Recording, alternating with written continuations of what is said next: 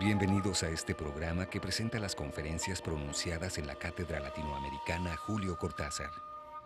Esta cátedra fue instituida el 12 de octubre de 1994 gracias a los escritores Carlos Fuentes y Gabriel García Márquez, quienes donaron a la Universidad de Guadalajara el monto de las becas que el gobierno mexicano les concede como creadores eméritos, para establecer un espacio académico de alto nivel que honre la memoria del autor argentino Julio Cortázar.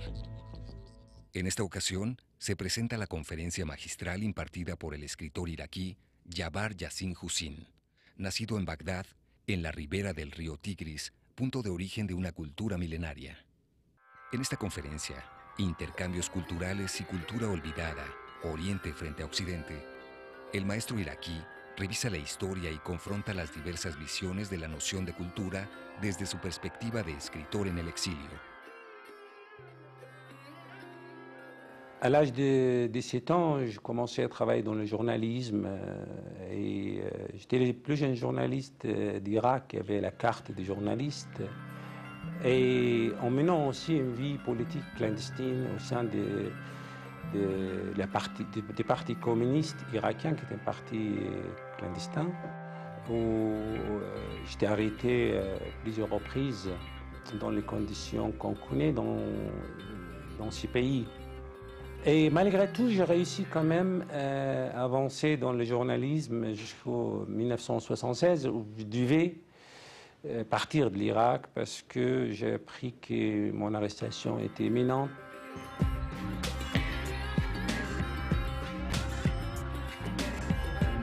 Le fait que j'étais active et en fait j'ai quitté l'Irak d'une manière rapide, presque inimaginable. Entre la décision de partir et le départ, il y avait à peine 4-5 jours.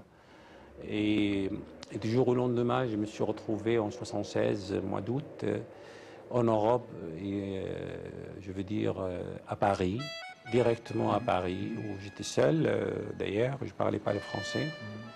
Et comme beaucoup de cette force de jeunesse, je crois que c'est extraordinaire quand on pense aujourd'hui, je suis parti à la fois clandestinement avec des faux passeports, des faux noms et arrivé dans un pays européen avec $200 et en connaissant personne, en connaissant aucune langue.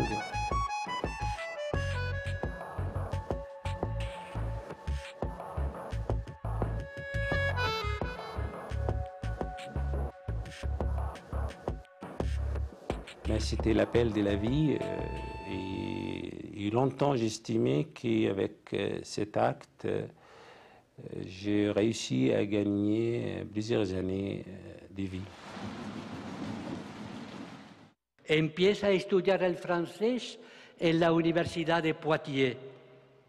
En 1977 crea una revista literaria y al mismo tiempo reanuda la publicación de textos, cuentos y ensayos, esta vez en revistas del Líbano.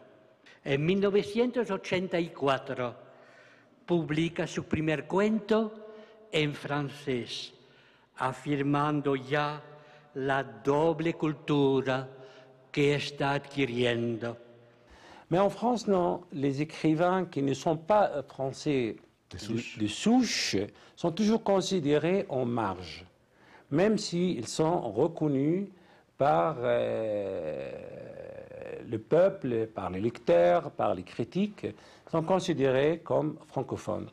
Alors, c'est très difficile, mais personnellement, ça me convient.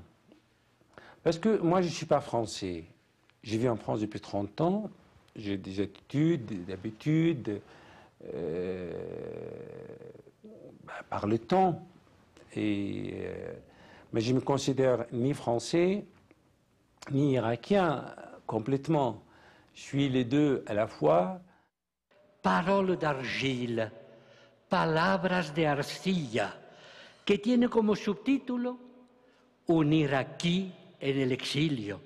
La obra traduce la búsqueda de la identidad de una persona que se sabe heredera de una civilización antiquísima, mejor dicho, de civilizaciones sucesivas que han inventado la escritura, las artes y la ciencia de los astros.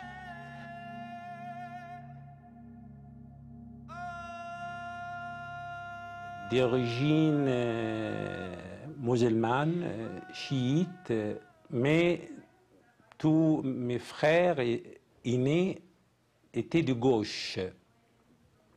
Donc j'étais élevé à la fois avec une éducation laïque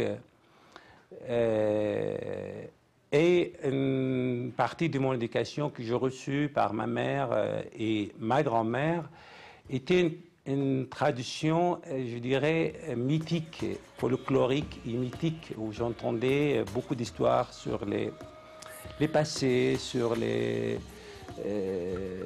anciennes histoires de l'islam, revues et corrigées par les mémoires collectives populaires.